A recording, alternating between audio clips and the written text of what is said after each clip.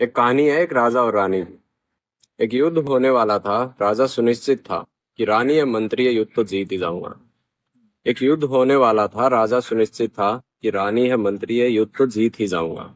तो राजा ने तैयारी शुरू की युद्ध की, मंत्री के साथ मिलकर। मंत्री भी राजा के साथ कदम से कदम मिलाकर चल रहा था। तैयारियां पूरी हुई, अब बारी थी रण में जाने की। तो राजा मिलने गए रानी से।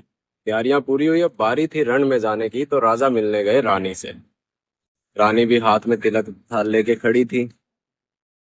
मंत्री ने कहा, राजा जी जरा सिर नीचा कीजिए, रानी साहब को आपको विजय पताका भेंट करनी है। राजा भी खुशी खुशी गर्दन झुका खड़े हुए इंतजार कर रहे थे। बाहर सेना इंतजार में थी। एक सैनिक चिल्लाया, ये क्या, ये तो खूनी खंजर है। एक सैनिक चिल्लाया, ये क्या, ये तो एक खूनी खंजर है रानी के हाथों में। राजा बोले, बिन देखे रानी है कोई दुश्मन नहीं। राजा बोले, बिन देखे रानी है कोई दुश्मन नहीं।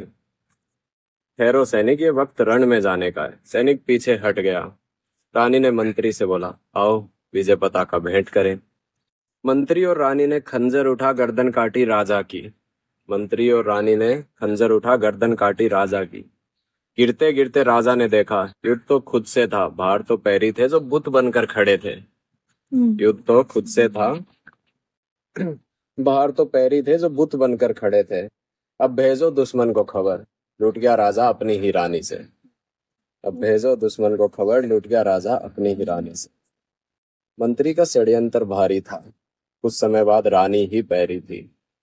सोच रही, मंत्री तो मेरा था, अरे भूल गई कुछ समय पहले राजा भी तो मरा था। ये थी कहानी। वाह।